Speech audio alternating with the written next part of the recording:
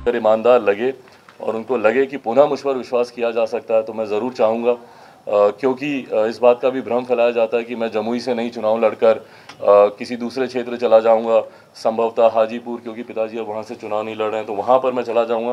पर आप सबके माध्यम से मैं पूरी प्रमुखता से इस बात को कहना चाहूँगा कि 2019 का चुनाव भी चिराग पासवान, मैं जमुई लोकसभा से ही लड़ूंगा। जितना प्यार और स्नेह मुझे यहाँ पर मिला है, जितना अपनापन मुझे यहाँ पर मिला है, जमुई मेरी कर्म भूमि ही नहीं, अब तो घर के समान है। मैंने जमुई को अपनी माँ माना है और उसी सोच के साथ मैं यहाँ पर मैं कार्य कर रहा हूँ और ईमानदार प्रयास कर रहा हूँ। तो चाहूँगा कि 2019 में भी पुनः जमुई की जनता मुझ पर इसी तरीके से विश्वास रखे और जो इतने सालों में प्यार और स्नेह दिया वो इसी तरीके से बरकरार रहे।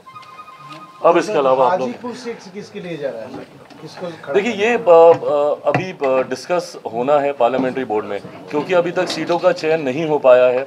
अभी सिर्फ सीटों का बंटवारा हुआ है, जिसमें लोक जनशक्ति पार्टी को 6 सीटें और 1 राज्यसभा की सीट हम लोग को अलायंस में हम लोग को मिली है।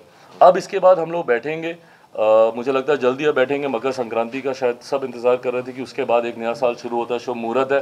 तो मुझे लगता है कि अब तमाम गठबंधन के साथी अब बैठेंगे हम लोग और अब सीटों का चयन करेंगे कि कौन कौन सी सीट लोक जनशक्ति पार्टी के खाते में आती है, क्योंकि अब जनता दल यूनाइटेड भी आई है तो कई ऐसी सीटें हैं जो कि उनके खाते में भी जाएंगी। भारतीय जनता पार्टी कौन कौन सी सीट रखेगी, कौन सी छोड़ेगी, ये भी अभी चर्चा का विषय है। तो मुझे लगता है एक बार सीटों का चयन हो जाए, उसके बाद कहाँ से कौन प्रत्याशी होगा वो फिर चर्चा पार्टी का संसदीय बोर्ड बैठकर करेगा। पूरे सीट से तो क्या ये भी हो सकता है कि वो सीट लोजपा छोड़ भी सकती है क्या?